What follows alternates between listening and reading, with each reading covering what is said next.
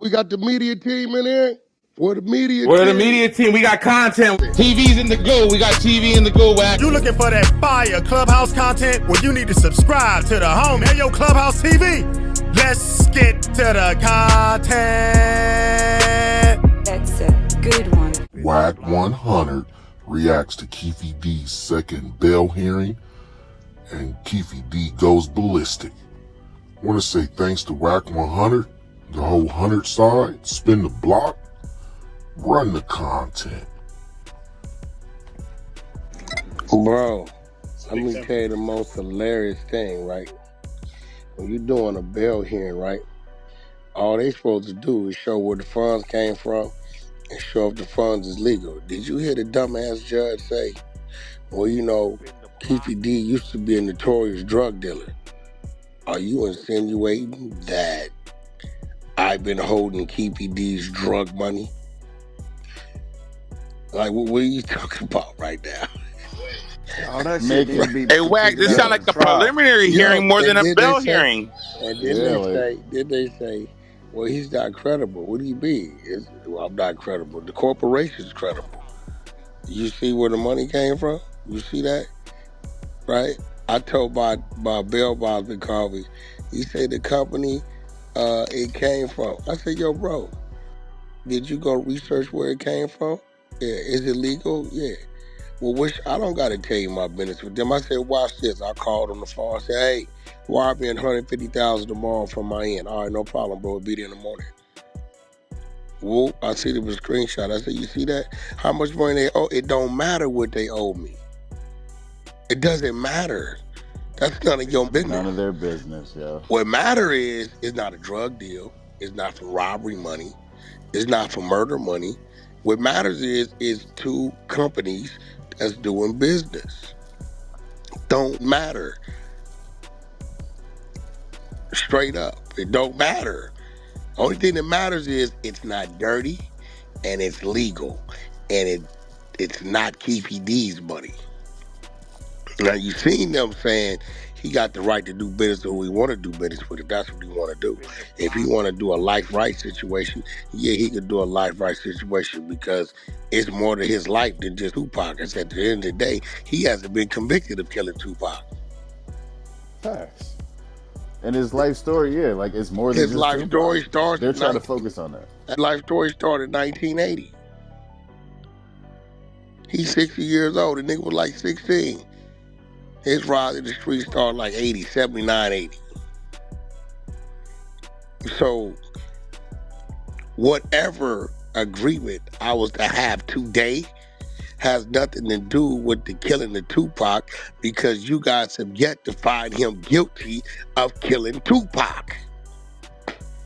You right, we on Clubhouse on the other side. We went viral today. We the only ones that have niggas going down in history. We done took this Clubhouse shit to some heights that Clubhouse didn't even have to reach to take it. That part. I got these niggas in the middle of a Tupac murder trial talking about Wack 100, Mr. Cass Jones, and Clubhouse. And the other side of Clubhouse. Yo, One of the biggest trials in history. Hey, Wack, this shit, that's legendary. Just goes to show you doing something right, like you always do. You is the king, man. Oh, that's legendary. They can't fuck with you, Wack. This content's different. It's documented and submitted.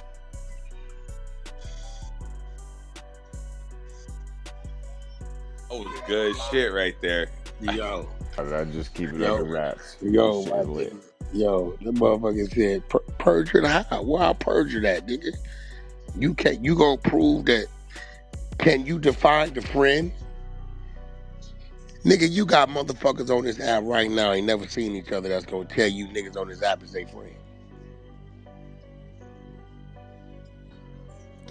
Tell me what defines a friend. Is it somebody you know? Is it somebody you're cordial with? Is it somebody who hand you shook? Somebody you sat out and ate dinner with? What defines a friend? What you talking about? Like, what you want me to tell you? We business partners? We not. Well, how'd you know him? We friends. He's been to my place of business. I've shook the man's hand. I have conversation with the man. Now, if somebody called me on the phone, hey, Wack, what's up, bro? This is TG3. I got my man on the phone, you know what I'm saying? Kobe, want to introduce y'all. Then I would say, well, we've been acquainted. I've been acquainted with the dude on the phone. But once Kobe comes to me, sits down with me, we shake hands, exchange phone numbers, have conversations, and whatever it is we doing at that point in time is more than just being acquainted. Now, friend, good friend, best friend, there's levels to the friendship. They see he upset at me in the courtroom. Like that. I told him, listen, I have nothing else to talk to you people about. I'm sitting in all my documents to do the talking. I couldn't believe when the judge said, well, Keefe D used to be a drug dealer, so we don't know if the funds to Mr. Jones came from there. They said, hold on. You got record of all the wires coming into the account, did you not? Yo, when I heard that, I said, oh yeah, we got him. You reaching. So if you talking about Keefe D used to be a drug dealer, and what the f that got to do with me?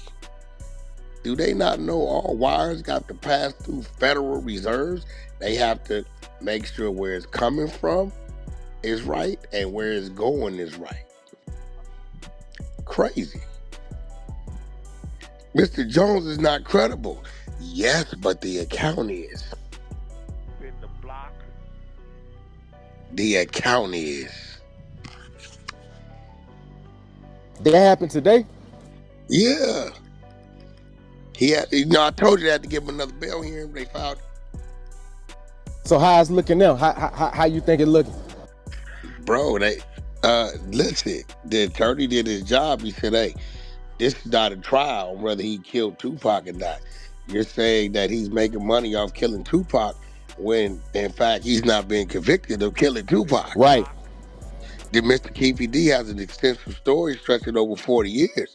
You know, he was one of the godfathers and gangsters and drug dealers of Compton, distributing drugs from between California and Arkansas and California and New York. And it's a lot to his story than Tupac, and he has not been convicted of killing Tupac. So if the man wants to do a deal, if I want to do a deal, his attorney of what I've been through, if his kids want to do a deal, they have the right to do so. You violating his rights. Mr. Jones stated that, yes, he intends to do a deal in the near future. And he said, well, we see this amount went out to the bondsman. Where's the difference? He said the bondsman had provided a check, a post-dated check for Mr. Jones at the time the bail is complete. Then the bondsman, it goes in his account. The bondsman, there it goes. He's providing it. The check's been written. He said, and to date, Mr. Jones still hasn't pulled the bond back. I could have pulled that bond money back. You know what I'm saying? Yeah, facts. You could have. Yeah, so they like, well, dude comes out, start talking about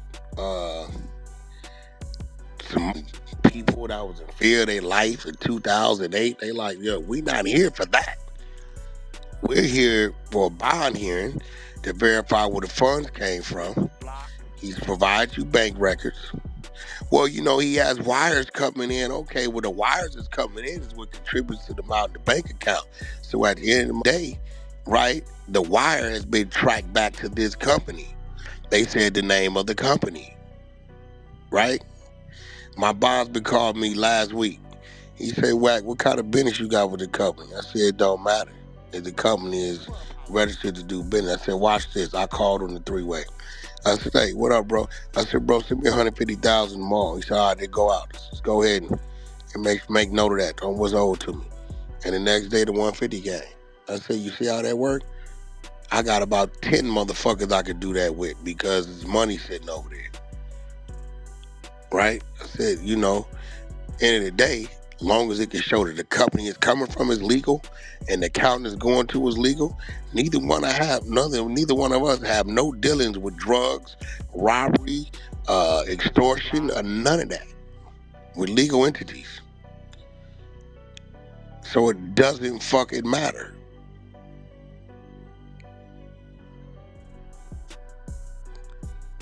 These accounts have been open long before Keefe D was arrested. They not shell companies, they not none of that. So at the end of the day, we're here to show that Mr. Jones is in fact a real person. The information, the money is coming from a real account, and that's what it is. It's legal. You know, if they could prove it was illegal, bro, if they could prove it was any type of drug money or any type of anything, any of that, they'd have been did it. That's what I'm saying. They in that courtroom trying to treat you like you out here selling bricks or something, bro. It's like they tried to set a bond for the nigga that they felt like Keefe D didn't have the resources to get, right? But then when he got the resources to do it, now they don't want to let the shit go through. Shit crazy. You're talking about danger to society, but why would you post a bond if exactly that he was a danger? That shit crazy.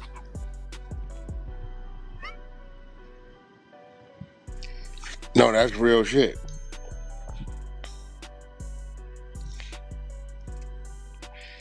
That's real. You gave a nigga a bond. You're danger to society. Why you give him a bond?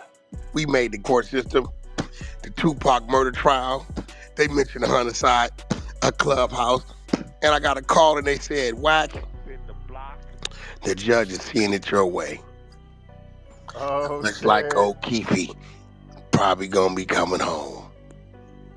That's awesome. So they happened to Bell's bomber called me and said, hey, they was saying you didn't have a lot of wire history from that particular wire. So I get wires from everywhere.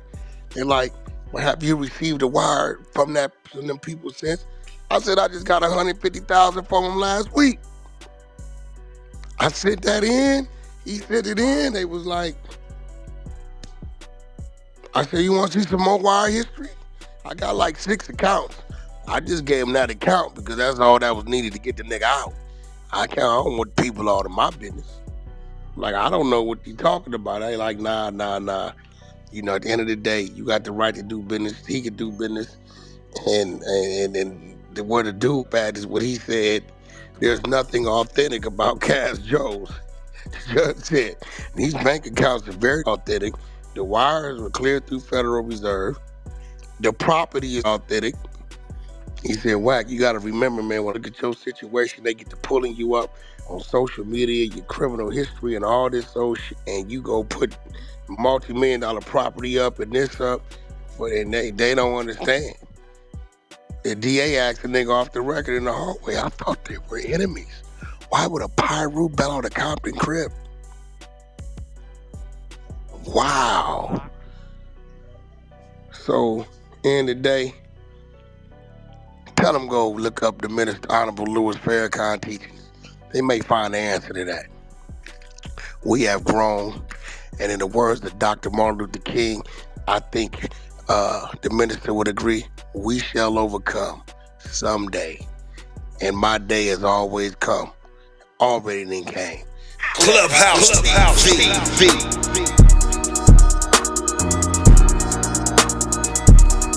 Clubhouse TV. Clubhouse TV. So, Keefe D made headlines in 2023 when he was arrested in relation to the murder of Tupac Shakur. He's the first person to ever be charged in relation to the murder. He's still awaiting trial, but a simple court appearance on Tuesday, July 23rd, 2024, took an unexpected dramatic turn. Keefe D accused the prosecution of using tainted evidence and proceeded to yell at them while in court. He waved his finger at both prosecutors and stated that he was innocent. Keefe D, whose real name is Dwayne Davis, has repeatedly objected to the evidence that links him to Tupac's murder. He even denied being in Las Vegas the night the rapper was shot and claimed that Greg Kading, who was the detective on the case, tainted evidence to make him look like the guilty party. Greg Kading has them boxes at his house for 15 years in his attic doing all kinds of TV interviews. Keefe D said, them boxers should not be allowed. Them boxers should be allowed. It's tainted evidence, everything. The man, he broke a proffer agreement and he broke the law, all kinds of stuff. The judge assured Keefe D that no evidence from the boxers would be used. This proved to be the straw that broke the camel's back. Then Keefe D lost his temper and alleged that the prosecution had already used tainted evidence against him. They just used something in them boxes. They just used something from 1996. They know they did it. The judge previously denied Davis to make bail, and then Keefe D's lawyer filed for reconsideration, but currently remains behind bars. The judge's reason for denying bail came from her uncertainty as to whether Keefe D was profiting from his association with Tupac's death. Wack 100 offered to pay his bail, but the judge rejected it on the grounds that she didn't know where the money came from. It's no secret that Wack 100 has said some wild things online, but according to him, not everything has been the truth.